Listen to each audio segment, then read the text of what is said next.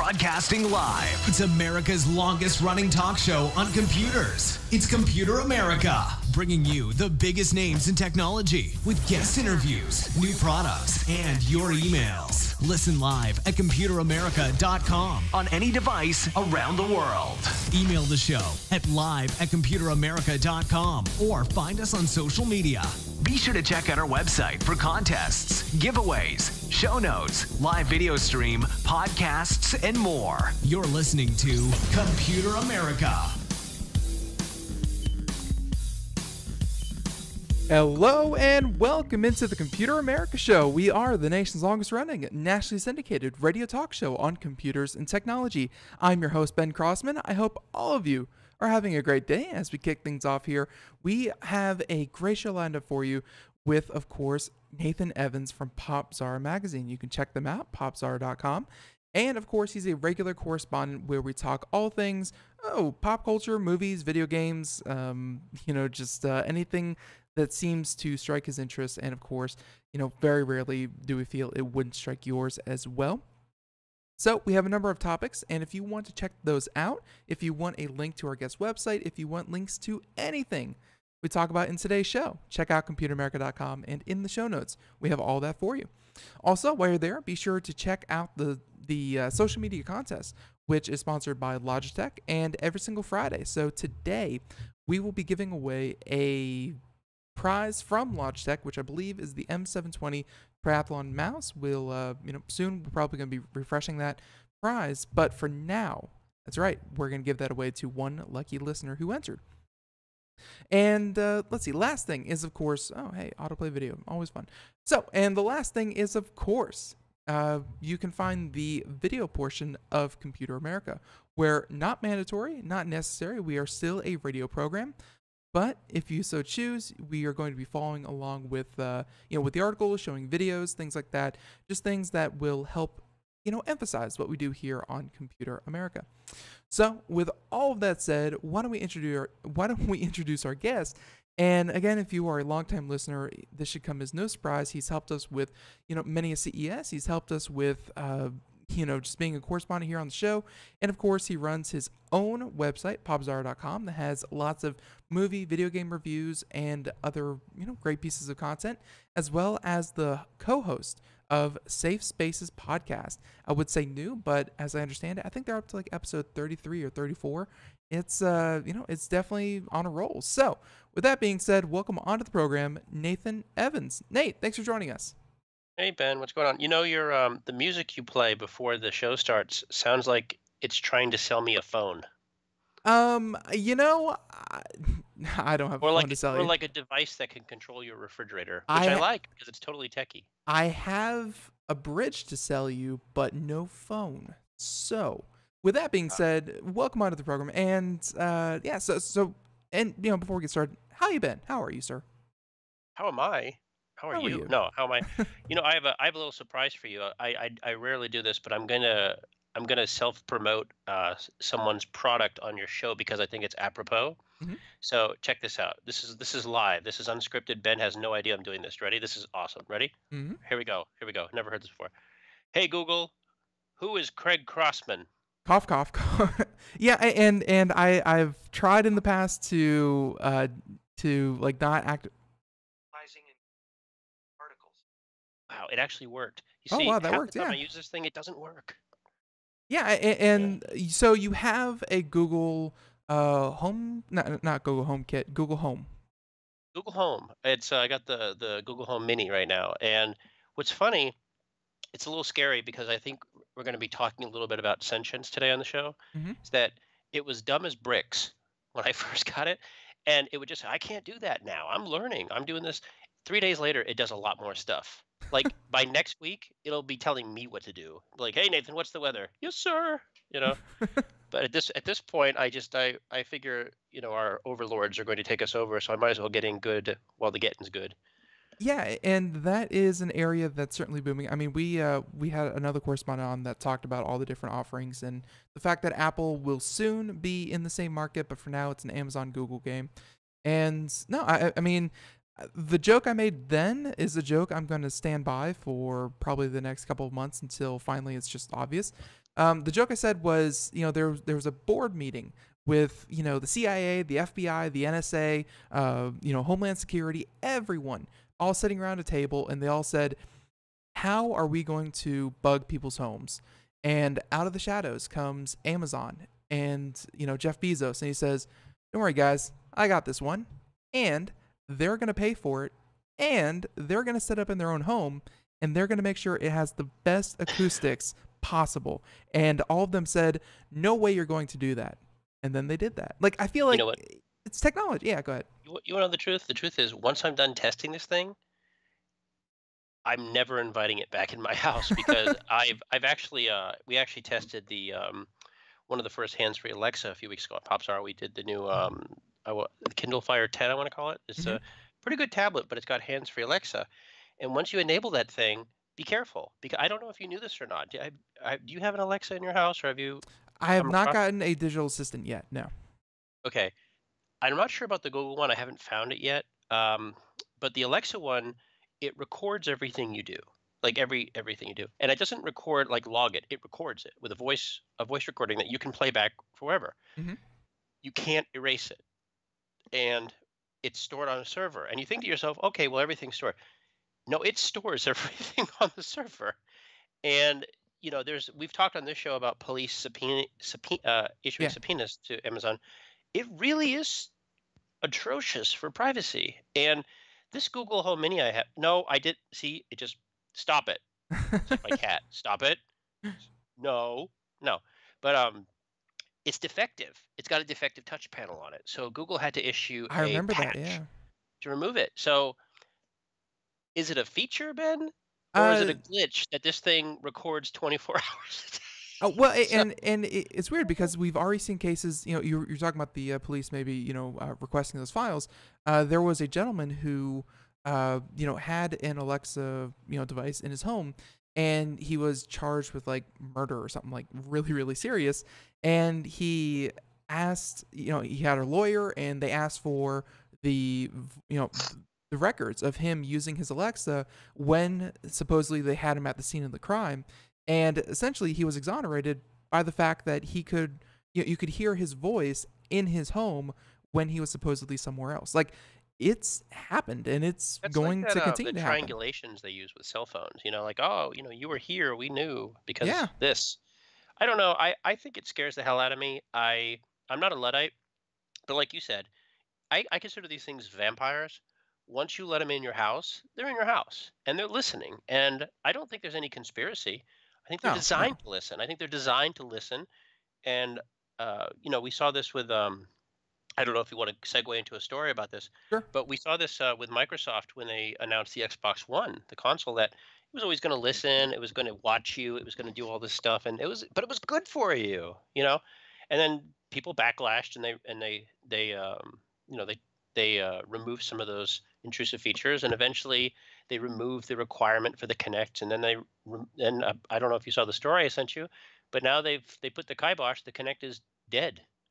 Yeah, yeah, and I didn't read this because I wanted, I kind of wanted fresh reactions, See how I did but that? See how yeah. I went from Google Home to Connect? Oh my God, you're a professional. But you're right. I mean, when Xbox One was first released, it was only with Kinect. Like, there was no option Mhm. to buy it without a Kinect, and they made up all this stuff. And unfortunately, I mean, the timing. But we were just learning about Project Prism and the NSA, things like that, where they very purposely, like in their own internal documents, said, we are going to turn Xbox Kinects into listening devices Mhm. for people's homes, and with, of course, search warrants and things like that, or supposedly. But yeah, all that came out at the same time, and it really scared people with the idea that you have an always listening device in your home. And you're right, that's Mhm. full As circle. a requirement, by the way, that it had to be listening. It had to be, Right. and the camera had to be facing outward. And of course they Like changed it, and that's yeah. nonsense. Yeah. It's and well, you know what though? The Connect. Look, I've never been a fan. I think my editors Herman Exum, attended the CES where I believe it was an Israeli company who debuted the technology that would become the Connect. And full disclosure, I actually, I'm involved in certain companies that have done similar technology. So, but the Kinect was the first to make it to actually make it to production, actually be somewhat credible. Hmm. But the problem is, it was never designed to be a gaming device, and it was never really fine tuned to be a gaming device the way I think Microsoft wanted. I think Microsoft saw what the Wii was doing, and it said, "Well, this is going to be our version of it." It didn't matter if the games played like crap. It didn't matter if the controls didn't work. It's.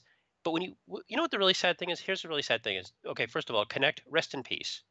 You're an interesting technology. I think the company that designed it was purchased by Apple a few years back, and I think we're going to see some elements of Connect, or what Connect was, in the iPhone 10. So with that little, I guess they call it the notch. But long story short, if I was a developer, I'd really be ticked off that Microsoft said, "Don't worry, design around Connect. Everyone is going to have to use it." And then eventually those restrictions were laxed, and eventually the whole thing was laxed. So Microsoft has Cortana, right? Hmm. Microsoft has they have all the elements. And we saw this happen a couple weeks ago when they finally killed off Windows Phone. They're just killing off things left and right. But they had all the elements, and nothing ever really came together the way something like the Alexa did, or even the Google thing did. Like, it's a failure of synergy in a way that is remarkable for a company of Microsoft's size. That they had everything. They had the Xbox in the home. They had the Windows in the phone. I always thought they could have resolved some of these problems, Ben, by putting a microphone in the Xbox One controller and just enabling Cortana on your Xbox. It's already built for it, it's set up for it, but you don't see I this. You mean, don't, yeah. you don't see a lot of these really interesting ideas that a third grader could have told you about. But it's I mean, you know, I mean, even the initial Xbox came with a headset, a really flimsy headset. I mean, Mhm. voice controlling is, I think it's still an option, with Yeah. the new interface. Can we give Microsoft a? I mean, I think you and I both can give them a little credit for instigating this. Yeah. A- They were the first. They were the first. Yeah, But and I think though that them killing off the Kinect, and you're right, I kind of read through the story. They sold 35 million of them since 2010, which over yeah, 7 years. that's BS. It Can we talk about that too? Yeah, go for it. Go for it. Why is that Okay, BS? sorry. Okay, see, this pushes my buttons. So, you know, I follow this stuff, and we've talked about this ad nauseum on the show, where companies will put out press release. Oh, it's the fastest selling consumer device. This is what they said. The Kinect was the fastest selling consumer device. All total horse plop. Plop. What can I say on the radio? Plop. Yep, sure. Blah. Patooey. Yep. Okay. No, it wasn't. And it was never that best selling. And it was forced on people in a way that made them seem like they needed it. And numbers were stretched like taffy to make it seem like this thing was actually successful. And more importantly, a failure to listen to criticism about defective devices, a failure to acknowledge that Microsoft ceded an enormous advantage over the PlayStation 4 by requiring this stupid thing when the PlayStation 4, the PlayStation 4 was $100 cheaper than the Xbox One. It I've never seen such a fumble from an electronics company. And I love Microsoft to death, but everybody involved in this debacle should no longer be working at Microsoft in any capacity. They Well, yeah.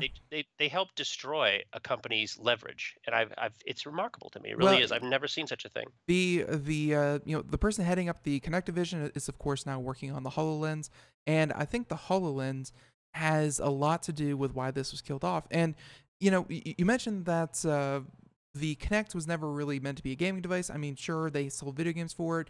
None of them were particularly, kind of blockbusters. I mean, you have like your Just Dances, but at the same time, I think the HoloLens and this idea of AR, VR, blah blah blah, it's I just think that the gaming experience, with PlayStation VR and with Oculus Rift and things like that, like I think Microsoft just is trying to segue or kind of transition into something that isn't the Kinect, that isn't stand in front of this motion capture, and instead put an experience on on your head and Hmm. with hand controllers. Like I feel like the Kinect just wasn't evolving in the direction that everyone else is, and Microsoft is reacting very violently to that. Well, I agree with all that. I want to say that we have seen elements with companies like Apple that have adopted face recognition instead of touch recognition, right? Hmm. And it's built into the iPhone 10. But again, using ironically the same technology as the Kinect. But Microsoft had they had the facial login with Windows 10. Yeah. You've seen these pieces here. You've seen them here. That's all there. But the problem is that I'm a big stout supporter of this. That the way to make people adopt technology is to put it in something fun, a consumable, like Kindle with books, iPad, with tablets with readers, and video games. Video games are a great way. The problem is that Microsoft was never that company. They were never the company that could appropriately do it. And I think whatever legacy value the Kinect might have had will most likely be better utilized in an iPhone than it could have ever been utilized in a peripheral that caused a huge monopoly on your in front of your HDTV and had huge spatial requirements that frankly only a masochist could really like. Like it's like I want to play game. This is how Germans play games. No fun but efficient. It's just not fun. It that wasn't fun. that efficiency though was like that's all for maybe the last 3 or 4 years I've ever heard about the Kinect is it's being used in XYZ research projects. Hmm. It's being used in Yes, XYZ. that was cool, wasn't it? Yeah, and it was actually a useful tool for like surgeons to practice kind of VR surgery, things Yes. like that. Hmm. But it was never like, oh, there's this new game, it's a must-have, and it only works with Kinect. Like that Yeah, never exactly. happened. It's like, hey, your game, yeah, my game has Connect. Ugh, gross. Like, well, that I'm gonna avoid that. But you're right. The best utilization of Connect, which Microsoft I think acknowledged by making it available for PC, was all Mhm. the other stuff it could do, and that was pretty cool. I admit the Connect had some pretty cool uses outside of anything outside of what it was sold as, which was the Outside of game. gaming, this gaming peripheral was Yeah, amazing. yeah, exactly. There's So your box. There's your pull quote. yeah, exactly. And it's but you're right. I mean, HoloLens seems to be on full production, or at least they're trying to get it up to speed. The idea of AR and VR by many Well, different companies seems to be getting there. I'm not sure your feelings on AR, but Microsoft I seems to be heading that way. I'll tell you this. Here's my feelings. My feelings on VR, Yeah. which, by the way, I think I've been totally justified. It's been a failure, and not because it's not a cool thing, but because for the exact same reason as Kinect, Facebook, Samsung, Valve, they don't know what the hell they're doing. And when company doesn't know how to sell a product, you should first of all, you never have to sell a product. The product sells itself. Your only role at that point is to provide it with support and manufacture it. Look at the Switch, for example. Nintendo doesn't need any advertising to sell that thing. Nothing. All they need to do is produce it, it will sell. They're having struggles on the production, but when they do, the damn thing sells. Hmm. Same with I'm fully on board with AR. The way the mainstream gaming and tech press talk about VR like it's the next thing. First of all, they're all wrong, but second of all, that's how I feel about AR. In fact, my sole proof would be Pokemon Go. Pokemon Go is the first mainstream adoption of AR with widespread appeal, and it became the most popular app of all time. Yeah. And you see the adoption of AR. People want it. It works. It doesn't tether you down. The iPhones have excellent implementation of AR, unlike anything I've ever seen. The Android phones are getting it. It makes total sense that this would augment your reality. When it comes to games, again, I don't think it's going to be useful in games, but I can imagine it being a second layer. Think Star Trek: The Next Generation, where it could add a layer of interface that you wouldn't, that doesn't obscure you. I think any headset that obscures your vision completely is destined for failure. Now I do. and I just don't think there's an adoption rate for it. And a couple things I have to point out here. The first off is that you say VR is failure. I want to kind of specify that or at least quantify that by saying failure in the consumer market. Yeah, again, I think it's a little bit too early to raise that flag, but for training purposes in the corporate setting, places like that, VR is very strong. I mean, you have No, no, everything. no, no, no, no. I Yeah, did. If I didn't mention this, I apologize. I don't think the technology is a failure. I think the implementation in the spectrum it's been presented as a gaming device has been a failure. I think that it's cost prohibitive. The experience is subpar at best. The technology's not production ready. You cannot sell a $600 VR headset and then say, you know what, a much better one's coming next year. You can't do that. And the software development for it has been mediocre at best for the same reason as Connect is that developers have no confidence in a peripheral that's being sub-marketed, whose rollout has been completely debacled, and there's no guarantee of return investment. Whereas AR, there's none of those restrictions. Do you have an iPhone? You have AR. Do you have a Galaxy 8? You have AR. Do you have a 3DS? Hey, guess what you got? You know, this is it sells itself. It sells itself. You don't need to convince people, and that's a big deal when it comes to that. For movies, for like you said, training purposes, for museums, for teleconferencing, VR is fantastic in a boardroom, in a controlled environment. But do you So really want to stick one of those things on your head and play a crappy game? I don't so think are, so. so you're saying that and this is something I learned just the other day, but it applies here, I guess. The Osborne effect. Have you ever heard of that? Well, I love Jack Osborne, but no, I'm kidding. That's not No, the you know effect. what, if I have heard of it, it doesn't ring a bell. But Feeling infatuation for Jack Osborne is not it. The Osborne effect is coined after the Osborne Computer Corporation back in 1985. And what happened was they were selling their current iteration of computers, and then they said that the next year's model was going to be twice as fast, twice as good, half the price. Like they hyped it up too much to the point where people stopped buying the current iteration, and they actually went bankrupt before they ever got the next generation out.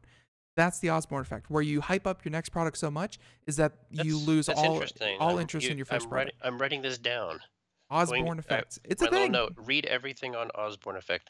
Back in the 50s when you had I believe it was BMW, they instigated this idea that you could make people buy a car they didn't need by convincing them the car they had was no good. And the legacy of that is why we have cars that are numbered a year ahead of time. Mhm. And when it comes to that, look at Apple, for example. Apple has no problem selling iPhones, and you see the BS headlines. Oh, the iPhone 8 is doomed. Nonsense. But there is some truth that the iPad had a cannibalistic effect on itself. That people don't buy tablets every year like they buy iPhones. Therefore, eventually, you hit peak tablet, sales go down. What happens? Suddenly, the new iPads are $150, $200 cheaper, and they're better and faster. But they're being the iteration Yeah. timetable is 2 years. And so, yeah, you can cannibalize yourself and eventually put yourself out of business if your model isn't forward thinking to say, how can I sell another thing? Well, here's a rule. Don't piss off the customers that just paid a lot of money for the product they have. Yeah. Make them feel a little happy with it. Don't make them feel Oh, obsolete, even if they are totally obsolete. and by the way, everyone, we're going to move on from this Kinect discussion in just a moment, but actually, we're going to move on from it now. Yes, RIP Kinect, and of course, the people behind it will live on with HoloLens. That's the cap of that. But don't screw it up. But one thing I did want to mention before we move on to another one of these articles here is that I think it was Wednesday that we discussed the fact that the Google Pixel 2 XL, the larger version, had screen burn-in where it would have an after image. And, we covered that. Don't worry, Nathan. We've already discussed this. I'm sure you have your own comments on it. Thank you. But I did just want to mention that Google came out, I want to say today or yesterday, saying that they have retroactively and in the future, all Google devices will have a 2-year product warranty or part warranty, where if something breaks, something happens 2 years after it was released, everything's covered by Google. And I think that was, and I mentioned on the show, I think that's exactly what Google had to do. They had to stand behind their equipment. They had to say, yes, there's a problem. Yes, we acknowledge it. And yes, we're going to fix it, instead of, kind of saying, maybe the next one will be better. I mean, so if you have one of these devices, Google has your back on that one, at least. At least they didn't say you're holding it wrong. Absolutely. That's what we did not want to hear. So I will say one thing. I got one comment about the whole thing. Sure. I have a search engine giant product sitting next to me. If I say the trigger word, it'll go crazy. Right. But I will say this: their hardware has always been second class. And there was a great article on The Verge a couple weeks ago. I'm actually recommending The Verge, that they talked about their ambitions, and they were very transparent. Is that they want to become the mediator in between Samsung and Apple. That they want to offer high quality products, but concessions must be made. And I know that the screen manufacturer they used for the Pixel XL Plus was, I think it's QA or some variation.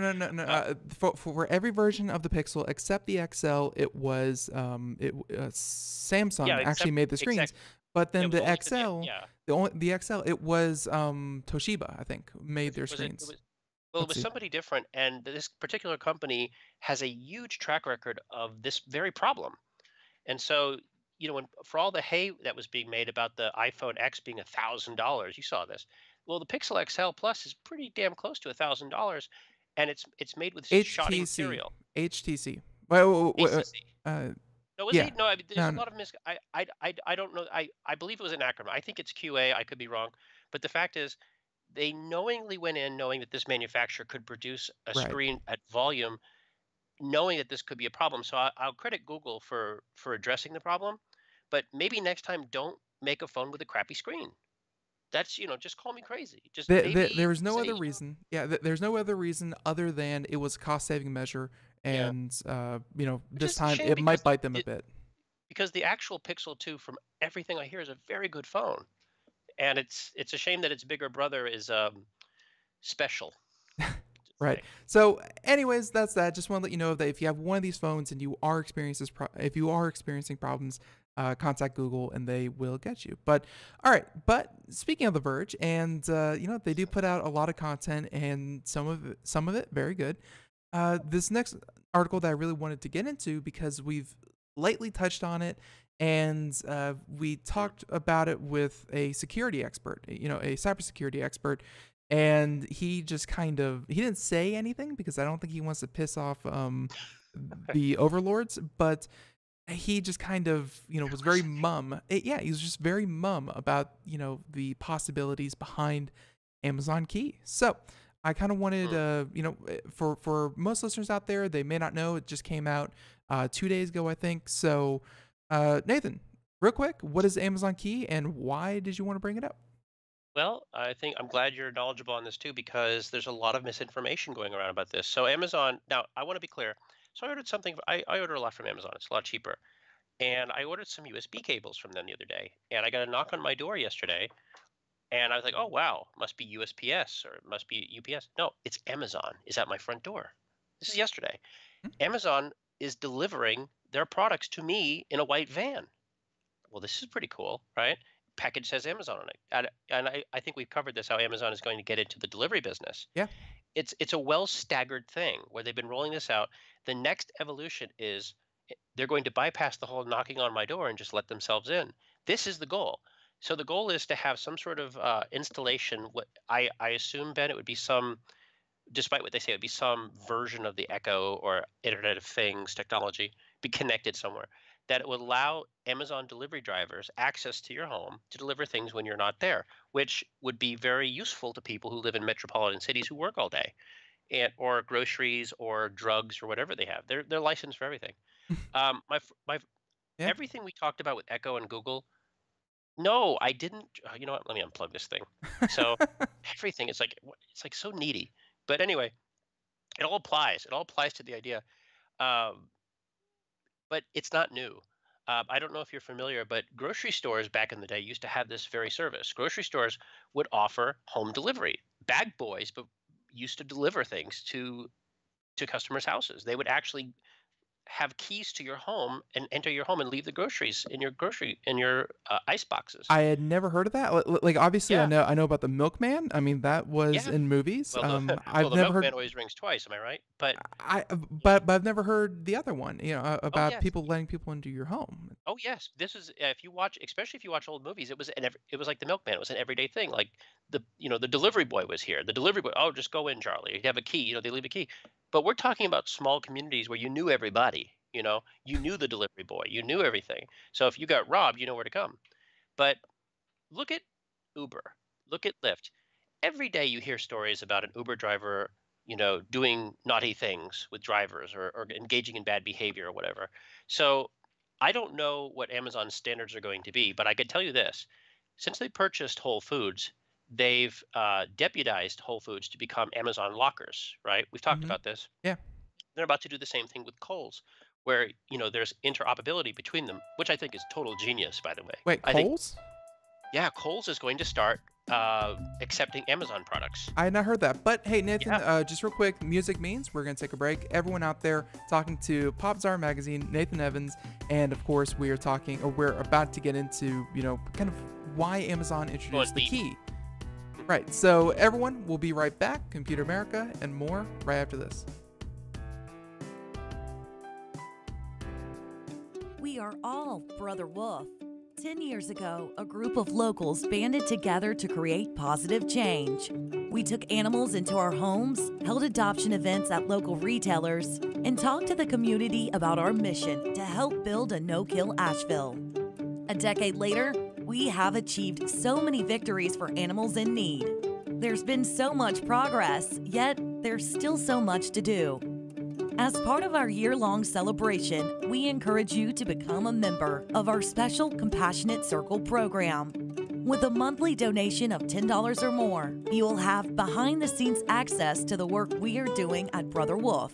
Our goal is to reach 1,000 members because we receive no government funding. Working together, we can help build and sustain no-kill communities. Learn more at compassionatecircle.bwar.org. We are a 501c3 tax-deductible organization.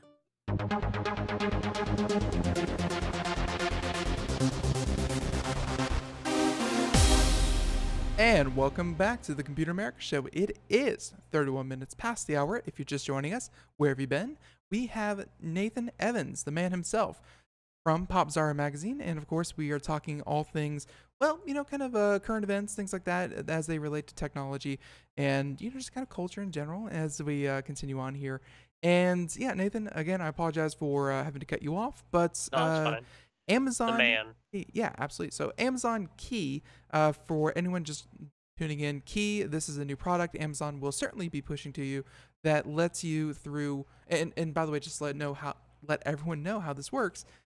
Through certified door locking mechanisms, you think like Kwikset, and there's a couple other companies that are able to be controlled via the internet. Well, Amazon will send a driver out with a package, and they'll ring and knock on the door just to see if you're there. And if you're not there, you give essentially Amazon permission to send a code to your door and send a code to the delivery person's phone, and it will essentially unlock the door, for like about a minute time span, and let the person just kind of reach in and put the package inside your home, and then close the door, and the door would be locked again by Amazon. Essentially, making sure that through two-factor authentication, only Amazon and the people who are working for Amazon are allowed to unlock your door, and not any other way. So, Sure. sounds interesting, but like you've been saying, it's You got it's to be weird. careful though, because the things that we say, I'd never let those people in my house. Well, I would never let the Google in my house, or no. Gee, you know what? Okay. See, this is what I'm talking about. I just forgot. I just forgot it. It is right there. No, but think about this. I told you that Amazon was knocking on my door and they delivered a package. Mm. Now, remember something, that your post box you have, the post office box you have, is not open for business. It's only for the post office. It's the largest legal monopoly in this country. It's owned by the federal government, but it's still technically considered a private organization. That if I send you a certified letter, it goes to the post box. Mhm. Amazon, FedEx, UPS, whatever, cannot put their package in your post box. That means the rest of your house is up for grabs, right? So we've all seen those Amazon boxes that have the packing tape around it, with basically the advertisement for Amazon Prime. They just leave them outside, Yeah. right? And I'm sorry, the theft. That's all I'm gonna say. Hey, look at this box with the Amazon sticker. Oh, it's rampant.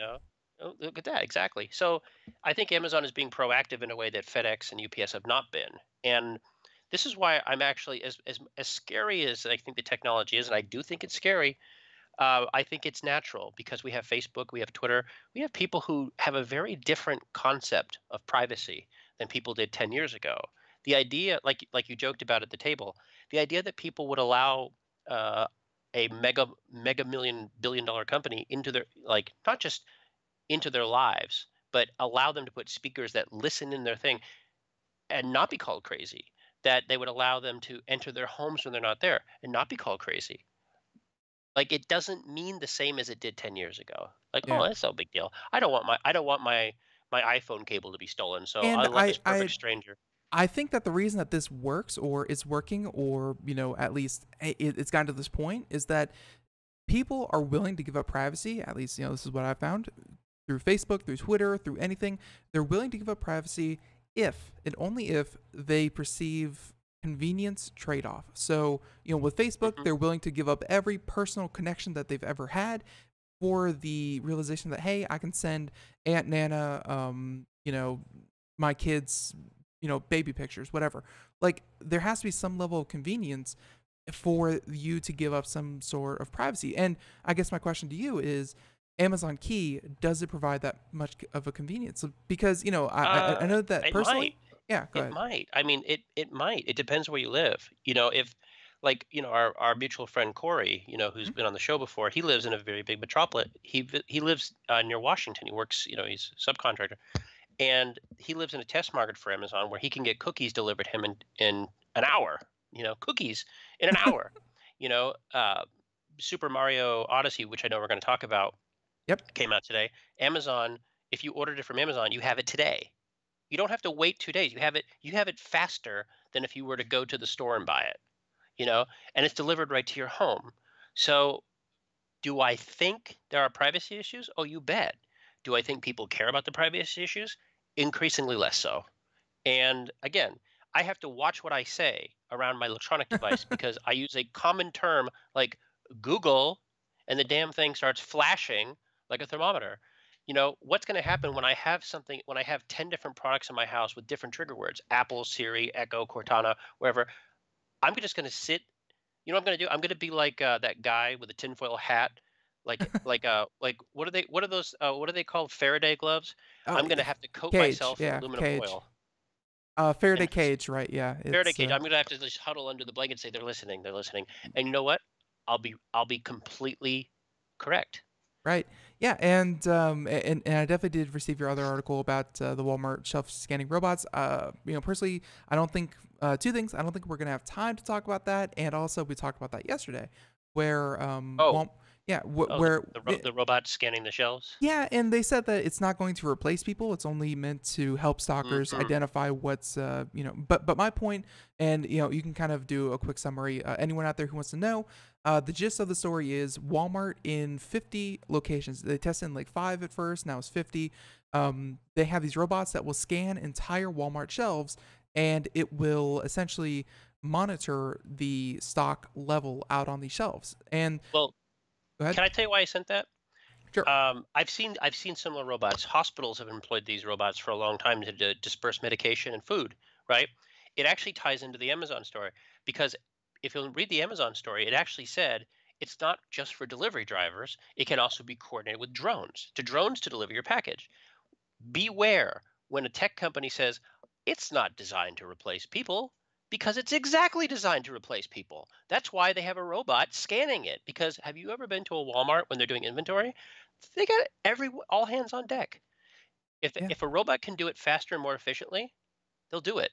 Well, yeah, and actually a couple things. You actually just reminded me another point about the Amazon Key that we were first talking about. They said that this was also a solution for because there's a part of Amazon that isn't really taking off as fast as their home delivery service, and it's their services tab where you could go to Amazon services for your next dog walker, your next house cleaner, your Yes. next handyman, what have you.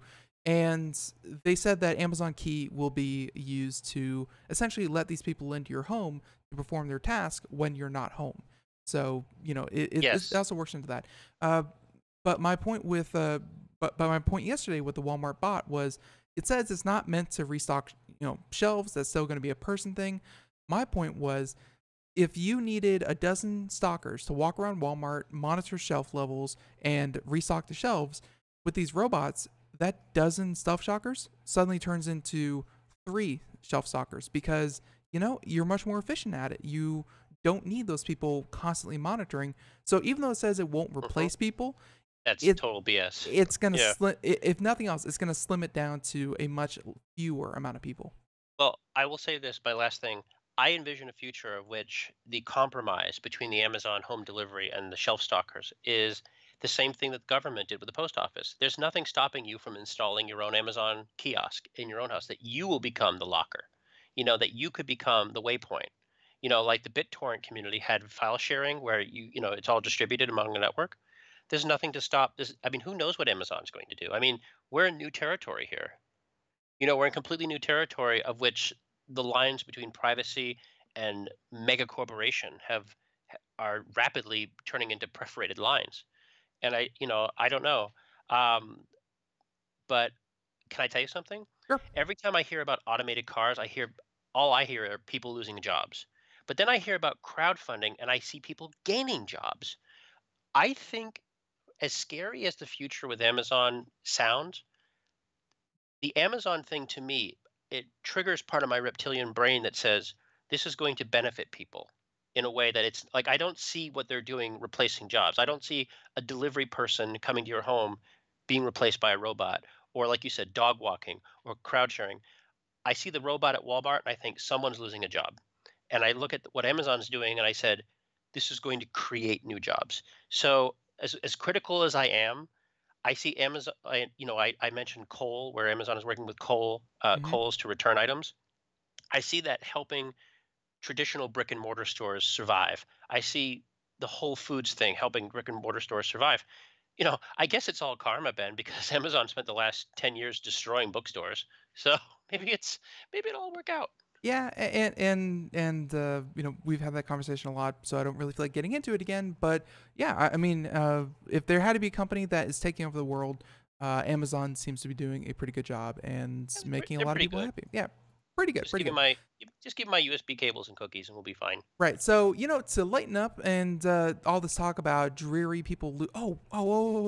Actually, before we even do that, by the way, we're about to jump into Mario Odyssey and just talk about, Mm. kind of that game in general. But before we do, I have to go to a website and I have to, here we go, draw a winner for a contest. So, if you don't mind, Mr. Nathan, why don't we pull a winner real quick and then read their name? So, That'll be fun. yeah, so this week's winner, and this is for the Logitech M720 Triathlon mouse, lets you control up to 3 different devices with a single mouse. It gets cool. it gets very confusing, but you get used to it. No, it's a little button on the back, Bluetooth, whatever. But yeah, so it's a lot of fun. Now this week's winner is, unfortunately, I don't have my drum set with me. So, Okay, here we go. You ready? Yep. And Brilliant. This week's winner is Mr. Sean Stover. Sean Stover listens to us in Pittsburgh, Pennsylvania, and of Nice. course, he entered subscribing to Computer America on YouTube. Very, very simple. So, Mr. Sean, thank you so much for listening. Thank you for participating, and thank you for following us on Facebook. And if you want to be next week's Mr. Sean Stover, well, you can just by going to computeramerica.com and, of course, entering the contest there. We'll, do this. I Yeah. want to say, Sean, I used to live by where you live. I used to live near Pittsburgh. You have a fantastic airport. There you go. You have a fantastic way to get out of there. I like that. It's actually you're on the better side of Pennsylvania. And I keep making jokes like that, and unfortunately, like it's bit me in the butt before. Like, we had a guest on, and he was a CEO of like a automation company or something like that, and I was like, we were talking about something, and I made a snide comment at Detroit's expense, essentially saying that, well, at least it's not Detroit. And then he goes, well, I was actually born in Detroit. And I go, Oh, well, I you don't hear live there it's anymore, lovely. do you? Pretty much, but I couldn't say that. But no, but anyway, Sean Stover, congratulations, and of course we'll contact you after the show to get your prize out to you. Nice. So Very nice mouse. Very nice mouse, by the way. absolutely, yeah. I mean, Logitech mice, they last for 3 years on a single charge. There's not a lot that you can hate about a Logitech mouse. They're You know very what's user funny? friendly. Yep. I actually reviewed a Logitech keyboard that had a similar Bluetooth multi-profile, Mhm. and I didn't like it very much. And Logitech contacted me, and we had a nice discussion, and it turned into a very nice friendship. Yeah. So, No, but the keyboard was still terrible, but nice people. No, Logitech. I mean, they're great to talk to. They come out with a lot of products, and their research and development. Like honestly, if you say you don't like something, they'll probably take it into account, and they'll address it at some point with another product. They're all about giving you what you want. So All my glad- mice are glad- Logitech. yeah, absolutely. I mean, but anyways, now moving on to a very, very popular game because like we talked before the show about Destiny 2. folks. You may hear more about that in the future if we can work something out with Mr. Corey Gallagher and, of course, Popzara. But not going to talk about Destiny 2, but instead Odyssey. And it's been like everywhere I go, everyone gives it the essentially kind of tagline review of everything a Mario game should be, and it's awesome. Like that's about the only review I've ever seen of this game so far. So when did it come out, and what's it, and how's it kind of fit into Mario, and Sure. what are the initial reactions? Well, first of all, it came out today, Mm-hmm. and the pre-release and the, well, I guess current release press has been fantastic. You and I have had this conversation about another Nintendo game just a few months ago. When the Switch was launched, it launched with Legend of Zelda Breath of the Wild, which I equally anticipated made headlines that it was the highest rated game of all time. It was a masterpiece, the greatest game in the world, blah, blah, blah. A little bit of hyperbolic, but people get really excited about these things. Mm-hmm. And twice in a year, Nintendo now has, it's fighting itself for the Video Game Award of the Year with Mario Galaxy. Have I played it? No. I'm pretty much the only one on Popzara staff who hasn't, which drives me bananas Mm-hmm. because I'm probably the biggest Mario fan. And the truth of the matter is, there's never been a bad Mario game. There just hasn't. Nice blanket statement there, a fact. There has never been a bad Mario game in 30 years. And by all accounts, Mario Odyssey continues that on the Switch. From everything I hear, the reviews that I've read, the people on Popzara who played it, the consensus is this, Ben, that the Mario franchise has finally embraced its inner insanity Mm-hmm. and realized that a game about an Italian plumber who can jump 300 feet, play with dinosaurs, jump through pipes, go-kart, mountain bike, whatever, there's no sense of reality there. In the game, you control a new character, Cappy, Mario's hat, and he possesses anything you see. You possess a photorealistic dinosaur, a T-Rex, and everything you possess has a little mustache and a little hat. If you can't get excited about possessing a T-Rex with a mustache, there's no hope for you. Stop Wait, playing games. does that mean that the hat is what gives Mario his mustache? We don't talk about such things. Do you remember the Super Mario Brothers movie that came out with Bob Hoskins and John Leguizamo a long time ago? I never saw it, but I heard tale that it was atrocious. It's worth watching because it's interesting. But Yeah. there's a scene when Mario and Luigi are at this courthouse, and they say, "What's your name?" It's like, "Mario." "What's your name?" "Luigi." "What's your last name?" "Mario." "What?" "So your name's Mario Mario?" "Yeah, I'm Luigi Mario." They just had to make it up, because do you really want to know their last? Does it matter? Right. So it's yeah, some things are best left unsaid. So this game, obviously, I'm looking here, and I don't know if 10 out of 10 games are being handed out like candy, but very, very highly regarded games, they seem to be getting higher and higher. Like it's harder to, kind of get a bad score nowadays, despite what people are saying. So Hmm? I was talking to my editor this morning, one of my tech editor, Herman, friend of the show, Right? and he's playing the game right now. So is Corey and everybody. And he and I were talking about the reviews the game has been receiving. And he's kind of a contrarian a little bit. He saw all the tens, and everyone's calling it a masterpiece. And the idea is that I'm going to reveal a little secret to you. This is a little controversial, but I'll back it up. A lot of websites have fake reviews, and I'll just call them out. IGN and GameSpot. A lot of the reviews they publish, excuse me, are mostly bupkis. When a major marketing company comes and says we're going to give you gallons of money in trade for a mostly positive review, and I got to tell you, I've worked in this industry. I've taken part of this myself. They say, okay, well, we're not telling you to give it a good review, but don't give it a bad one. And so Yeah. they'll what's the word I'm looking for? I don't want to say They'll creative be fake more score, Ben. lenient. They'll be more lenient. Yeah, like, well, let's round that 7 to a 9. Let's do this. And you see this so much, and like you said, eventually and here's why. Because that score matters on certain websites because it ties into a system. At least one aggregate site is called Metacritic, Hmm. and what Metacritic does, Metacritic actually ties into a lot of developers' contracts. Did you know this? So if you work for a developer, you get signing bonuses that if your game receives X score on Metacritic, you get a bonus. Your team gets a bonus. And there's awards, there's E3, there's all sorts of excuse me, payola going on. And then a game like Mario comes along or Zelda, and it kind of sort of throws the whole thing into a loop. And I'll tell you why. You're a technology show. We talk about technology. We talk about 4K, we talk about HDR, we talk Hmm. about Blu-ray, we talk about all this cool stuff. And here comes a game like Mario that on the surface is on technology that's at least 5 years old, not 4K, not even optical, no HDR, on hardware that's not even comparable to the Xbox One from 4 years ago. And yet from a game design perspective, from a gameplay perspective, it destroys anything ever seen on those consoles. Wait a minute, that's not the future we were told. And so your brain as a reviewer says, well, it doesn't add up. It doesn't add up to the metric score. 1, 2, 3, 4, 5, 6, 7, 8, 9, 10. It's you have to think for yourself. And you see this sort of thing happen increasingly more and more with indie games like Cuphead or again, even A plus Nintendo games, where it doesn't make any sense and it throws the reviewer into a loop and they don't know how to react because Nintendo's not paying for good scores. I will tell you that right now. They don't need to. And so you're free. And so when you have all this freedom and you play a game that's genuinely great, your brain starts going bzz, bzz, it shorts. And so you have this orgasm of reviews that call it a masterpiece. It could be a masterpiece. It likely is. But you could see how someone from the outside could say, "Wait a minute, why is this game getting such good reviews? It doesn't have 4K. It's not blah blah blah." Well, maybe it's just that good, you know. And the industry typically blows its credibility by giving all these other mediocre sub-average games higher than intended scores to sell magazines or sell traffic. So you could see the pickle they're in that when you have a game like Mario and you put it against something like Assassin's Creed or Destiny or anything else, that there's no comparison.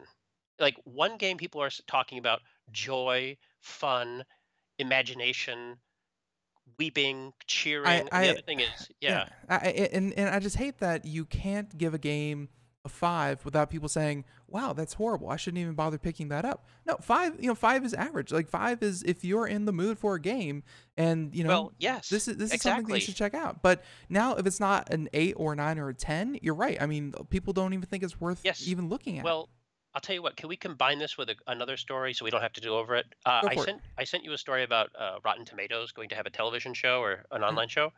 See, Facebook video essentially yeah. show. Yeah. So you've seen the backlash to Rotten Tomatoes for this very reason. So Ben, you love Mario Odyssey. I love Mario Odyssey. Corey loves Mario Odyssey. Herman loves Mario Odyssey. Our sister loves, and one guy hates it, right? So that means that the average is weighted out, and you're going to have the game is no longer 10, 10, 10, 10, 10. It's 10, 10, 10, 10, 10, 6. So therefore, the Rotten Tomatoes score, if they did games, would be an 8, right? Does that mean Mario gets an 8? No, it doesn't. It means the aggregate is the 8. It means the reviewer you trust Corey's reviews, he gave it a 10. Herman gave it a 10. One guy who's a contrarian can destroy the entire rating system and it gives a false impression. And this is something that you have to take into account because the system isn't built for masterpieces. Do you understand?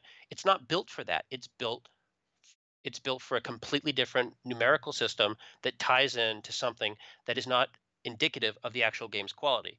Is it a masterpiece or is it a 10? Is it a stunning achievement of art or is it an 8.5? You see, there's not a lot of correlation to it. And when we're talking about criticism, what does an 8.5 tell me? What's the difference between an 8.5 and an 8.6? Yeah. What's the difference between a 9 or a 6.2? In reality, nothing. It all depends on what you think. And again, and I just want to reiterate one last thing, if this sounds confusing. The way they usually score things, the graphics, what do they grade them on? The sound, the gameplay. Well, you can have a game with terrible graphics, terrible sound, terrible controls, not original, and still give it a 10 because you love it.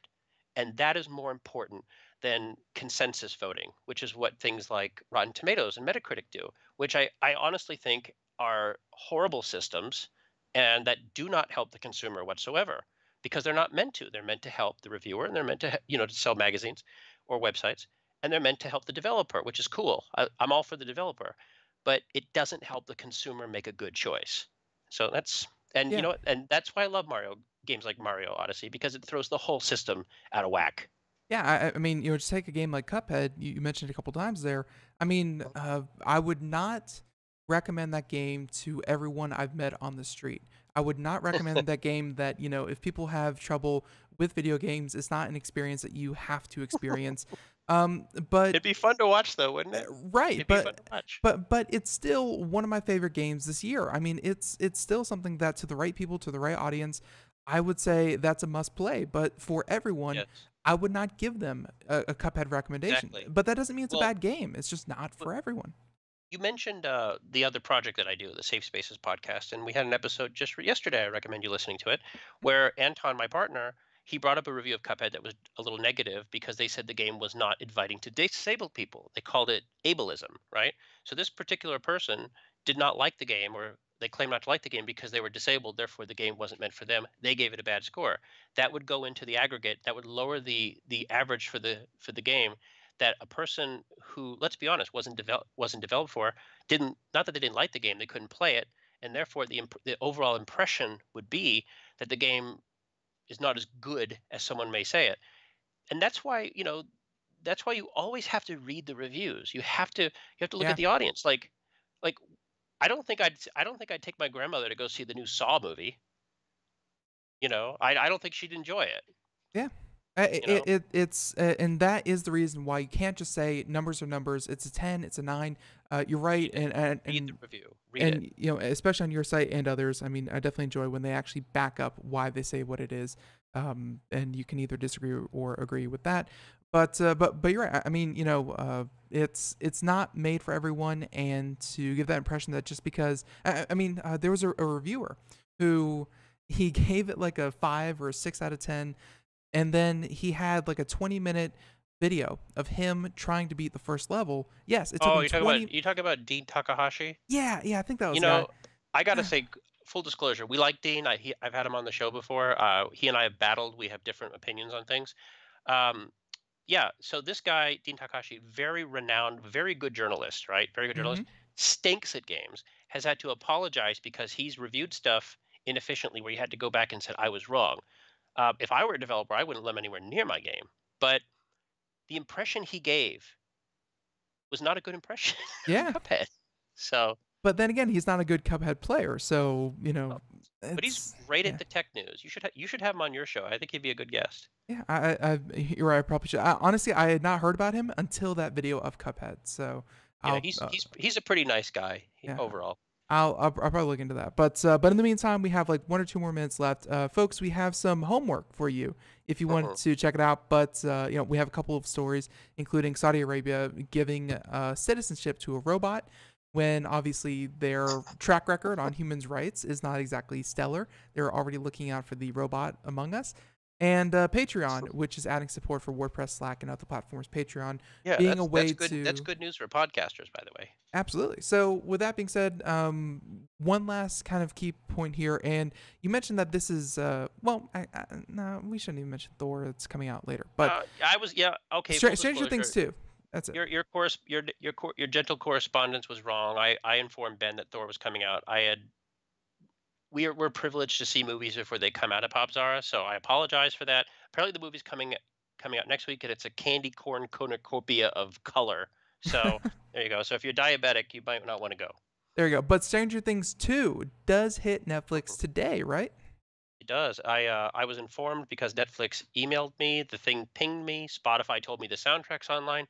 I have one comment. I liked the first season quite a bit. I really liked what it was doing. But I think part of the joy was, Ben, is that I didn't know anything about it. Nobody knew this show existed, and everyone found it. And because they found it, they loved it.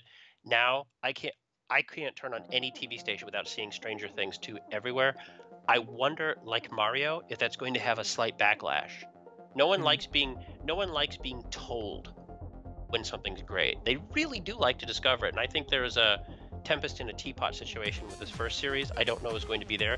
I'm still going to watch it because it had Michael Jackson in the trailer in arcades. So I'm a sucker for nostalgia. Right, yeah, and and we've seen it with shows such as like Rick and Morty, what have you, that even after it's been discovered, it's popular.